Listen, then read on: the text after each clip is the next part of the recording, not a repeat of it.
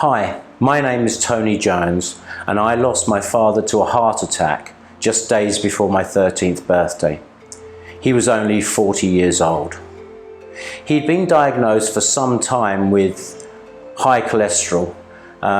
This was back in the days before we knew the difference between HDL and LDL, the good and the bad types of cholesterol. He just had high cholesterol. Needless to say, the death of my father was devastating for myself and all our family. Here's a photo of my dad and my mum on their wedding day. We were burgled shortly after he passed away, and most of the family photos were stolen along with other belongings, and we have so very few photos of him now. Anyway, fast forward around 25 years and now I'm the father of a young boy. And I'm desperately worried that I may die suddenly and leave him all alone, just as I had been all those years before.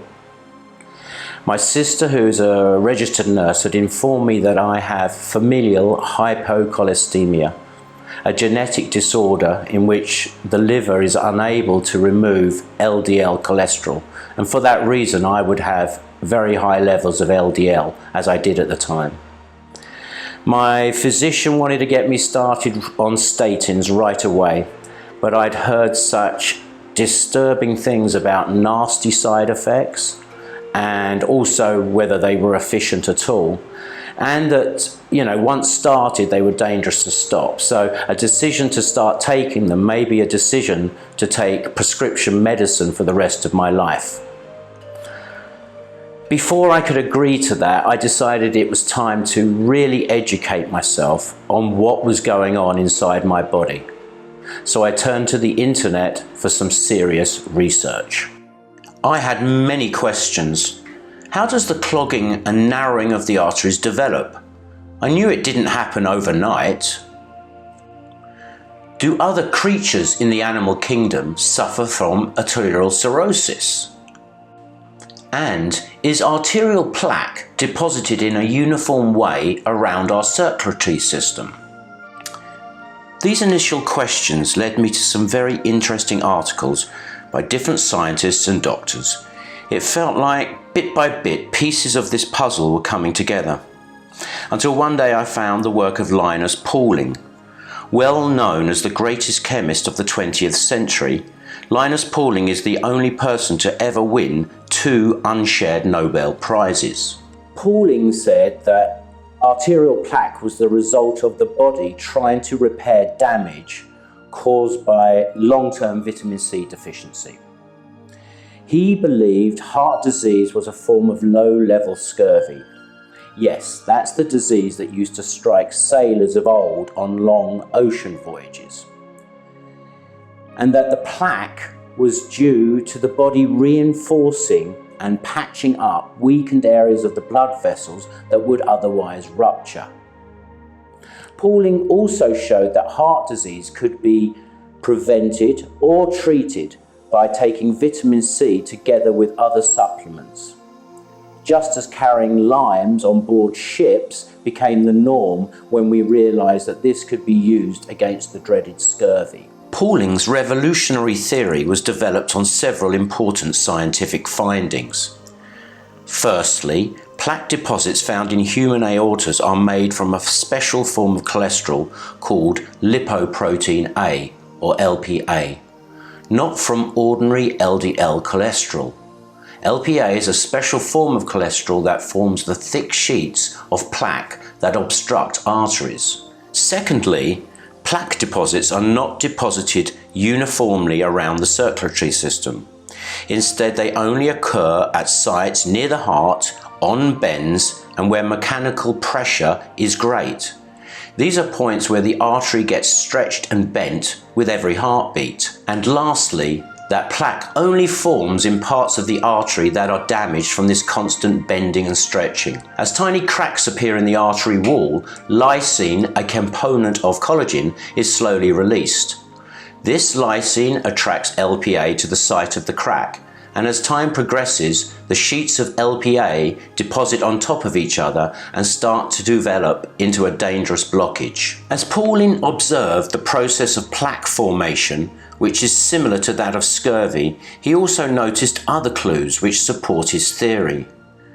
Number 1, arterial cirrhosis does not occur in any animals that produce their own vitamin C. And number 2, only animals that don't produce vitamin C are able to produce LPA. That's us, apes and guinea pigs. I would like to please just repeat these two statements so that they really sink in. Number 1, arterial cirrhosis does not occur in any animals that produce their own supply of vitamin C. Number 2, only animals that don't produce vitamin C are able to produce LPA.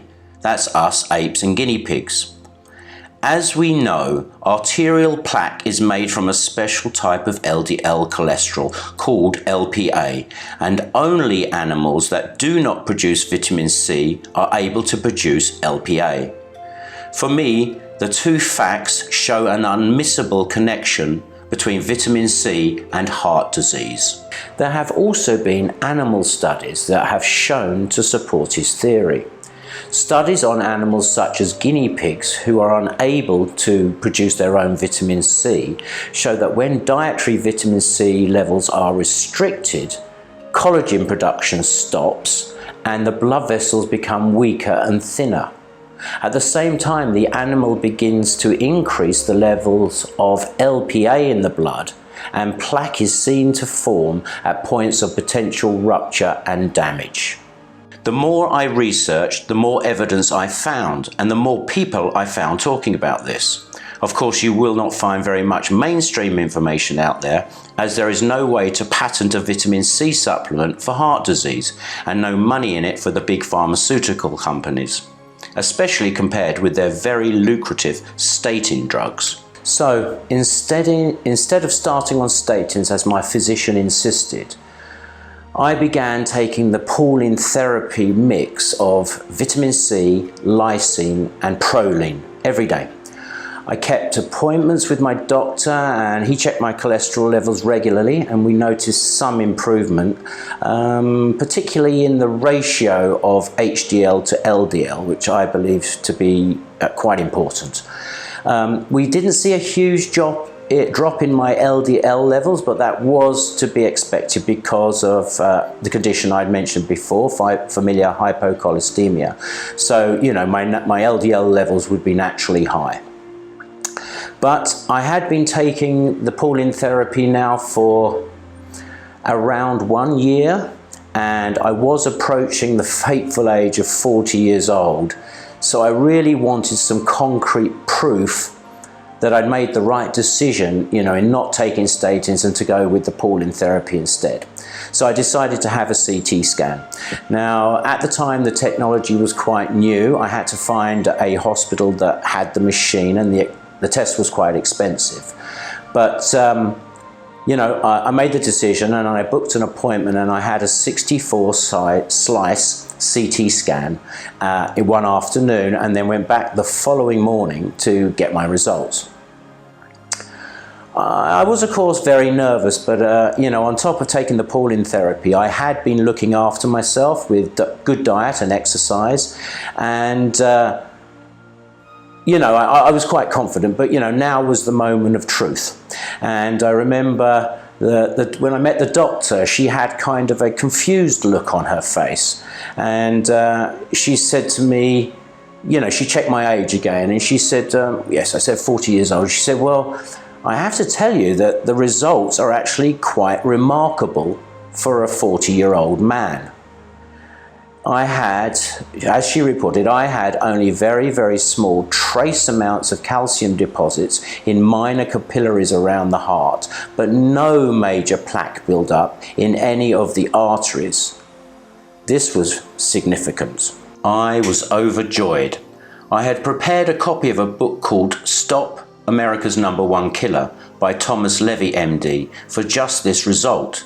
And I went on to explain that my remarkable results were repeatable and that in fact, if any blockages were detected, they could be dissolved by applying the protocol I had learned. She seemed a little disbelieving, but anyway, I left a copy with her. Next, it was back to my personal doctor with my CT scan results and a copy of the book for him.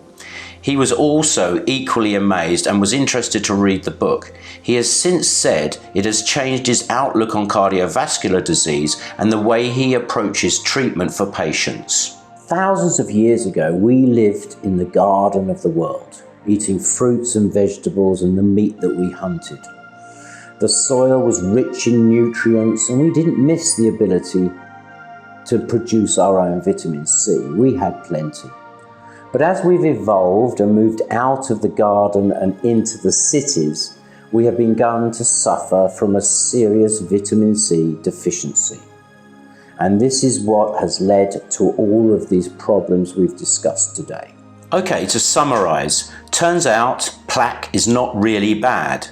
It is produced as a protection mechanism by our bodies to protect us from bleeding out from damaged arteries caused by vitamin C deficiency and intrinsically low-level scurvy. Collagen is required to keep our arteries flexible and strong. A vitamin C deficiency equals a collagen deficiency. Vitamin C, along with the amino acids lysine and proline, is essential for the formation of healthy collagen. So, by taking vitamin C with these amino acids regularly, we can ensure that our arteries are flexible, strong, and more importantly, stay clear. And remember, blockages are reversible. When we start on the vitamin C formula, repair begins at the arterial wall. Plaque is then no longer required and will dissolve away harmlessly, restoring blood flow. Now, this information has quite literally changed my life, and I urge you very strongly to ask your own questions and to do your own research. I'll put together a number of resources below this video so that you can check out, and I will also discuss the Pauline therapy formula in more detail and give you details on how you can obtain this magical formula for your own health. Now, I thank you very, very much for listening, and I'll talk to you later. Thank you.